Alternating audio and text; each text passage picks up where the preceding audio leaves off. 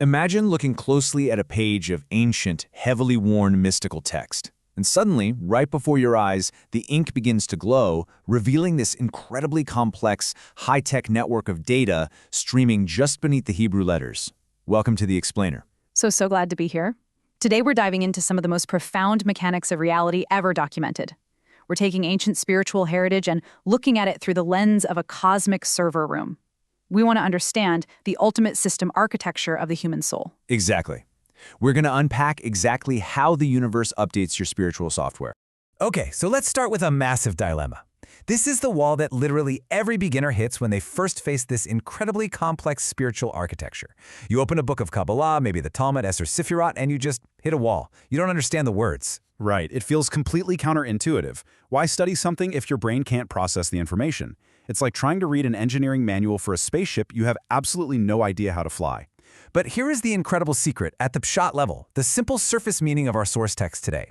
The text explicitly tells us that the very desire to understand is what awakens our spiritual correction. Even without any intellectual comprehension, your longing acts as a magnetic pole. You don't need to understand the code for the code to start working on you. To help you visualize this, here is our structural roadmap to decode these cosmic mechanics. We'll start with the power of understood study, move to the engine of change, explore hardware and firewalls, look at the cloud download, ascend by upgrading through the four worlds, and finally reach the ultimate goal. Let's jump right into Section 1, the power of understood study.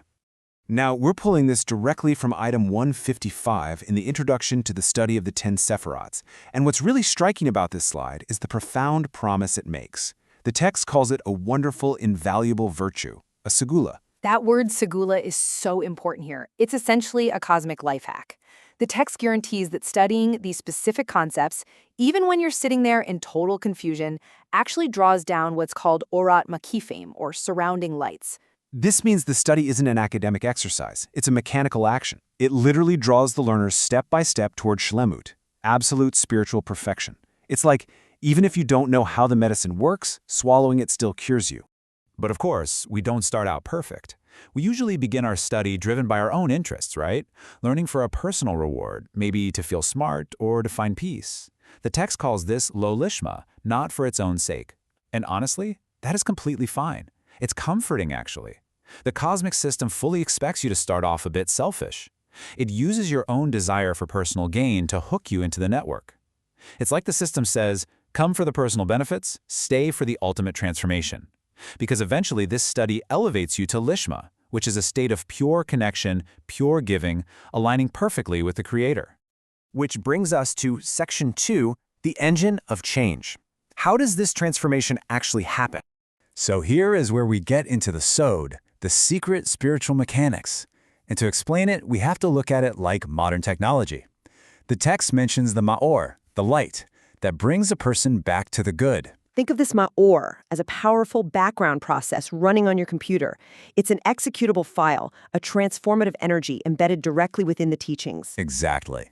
You don't have to manually execute the code. You don't have to understand the binary language. By simply engaging with the text, the ma'or runs in the background of your soul's operating system. It acts as an engine of change, slowly rewriting your spiritual DNA, optimizing your system, even when your cognitive thinking brain is completely lost. Moving on to Section 3, hardware and firewalls. This is absolutely crucial to understand why we don't just get it all at once. Okay, think of your soul as the hardware. In Kabbalah, this is called the kli, the vessel. Now, when we are born into this physical reality, our kli is essentially running an incompatible default operating system. It's a pure will to receive for oneself. Right, it's a very basic, selfish hardware, and it initially lacks the capacity to safely house the infinite source code of creation, which operates on an entirely different logic, a pure desire to bestow. If you tried to run that infinite giving software on our basic selfish hardware, the system would instantly short-circuit. It would fry. You just don't have the spiritual RAM to process that data flow yet. And this brilliantly illustrates why we have protection. This protection is called the Masach, which translates to the screen, but in our analogy, it's the ultimate cosmic firewall. Because of the initial cosmic restriction, the Tzimtzum, infinite light cannot just pour blindly into a selfish vessel. That was the whole point of creation's design. So the Masach acts as an incredibly intelligent firewall. It strictly regulates the data flow of the cosmic energy pipeline. When the direct light, the Ohr Yashar, tries to enter, the firewall says, "Hold on, are you compatible?" If not, it creates an Ohr Hozer, a reflected light. It ensures you only receive exactly what you have securely upgraded to handle. It's the perfect defense mechanism so you don't crash from overwhelming light. Now we reach the absolute climax of this spiritual engineering process. Section 4, the cloud download.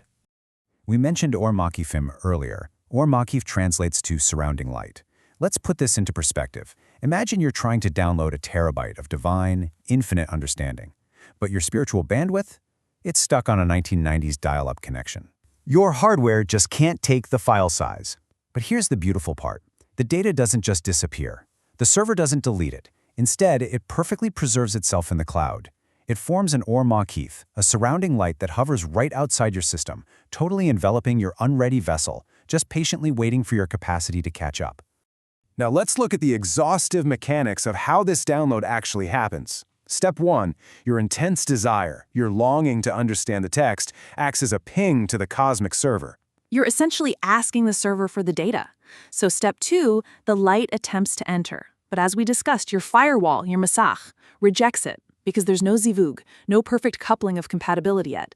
So the light strikes the unready vessel from the outside. It beats against the firewall. And step 3 is where the magic happens. While the exact mechanics of Histalkut and Hitpashtut, the departure and expansion of light, aren't deeply detailed in this one paragraph of the Hakdamah, they are the clearly implied mechanics operating under the hood here. Every time that surrounding light strikes your vessel, it leaves behind Reshimot. Reshimot are essentially profound data logs, or spiritual memories. These data logs gradually, pixel by pixel, purify the vessel. They literally upgrade your firewall over time. Exactly. Preparing the system for future upgrades. Sometimes this process takes years of study, sometimes it stretches across multiple lifetimes. But the striking of the light is what builds your spiritual muscle. Let's look at the cosmic environment where these massive system upgrades actually take place. Section 5, upgrading through the 4 worlds. You know, it's helpful to view this multi-generational knowledge in 2 ways. For the kids, or the kid in all of us, think of it like an epic video game. You start at the lowest level, fighting boss monsters, which are really just manifestations of your own ego. You run missions, you gain experience points, and you unlock shields and power upgrades to survive the higher levels. I love that. And for the adults, the cosmic engineering view is identical in structure but described as highly regulated systems. It's a vast energy pipeline where every specific thought, word, and action recalibrates your internal firewall. You are literally shifting your frequency, cause and effect, to match the higher, subtler dimensions of the multiverse. Same architecture, just different terminology. And what are those levels? We ascend step by step through these 4 worlds. We start at the bottom in Asiyah, the world of action. That's where we are. Then, as our firewall purifies, we move up through Yetzirah, the world of formation, then up to Beriah, the world of creation. And finally, we reach Atzilut, the world of emanation, which is the realm of pure unity. As you study, and you pull down that surrounding cloud light, you aren't just sitting in a chair reading. You are literally pulling your consciousness up this ladder, Sephirah by Sephirah, Partsuf by Partsuf, world by world. As we ascend from Asiyah up to Atzilut, the protective garments of the teachings become increasingly transparent. Right, look at how the colors shift conceptually. Down here in Asiyah, the light is filtered through deep, dense restrictions. It's often compared to the color red, representing severe judgment, limitation, and heavy firewalls. But as your vessel purifies and you move up through Yetzirah and Beriah, those heavy filters drop. The system needs less protection because you are more aligned with the source code. By the time you reach Atzilut, the garments are totally transparent. There is no red left. It is blinding, pure white light. It's pure bestowal, pure mercy. Which leads us to our final destination. Section 6, the ultimate goal. What is the point of this massive, multi-lifetime process of spiritual engineering? This quote brilliantly illustrates the ultimate guarantee. And just a quick note, when the text says Israel here, Kabbalistically it means Yasharel, meaning anyone whose desire is directed straight toward the Creator. The guarantee is that no effort is wasted. Every single soul will reach the finish line. If you don't achieve it in this cycle, your saved game data, your Reshimot, carry over. The cloud is patiently waiting for you to fully synchronize. You are completely guaranteed to attain the shlemut, the perfection that was planned for you from the very beginning. And when that happens, when your system is fully synchronized, the firewalls drop entirely. The coarse garments of the texts fall away. You realize the ultimate truth. You don't just read the code anymore. You merge with the programmer. Your vessel transforms into a pure transmitter of divine light. You realize that the teachings, the light, and the creator are completely one.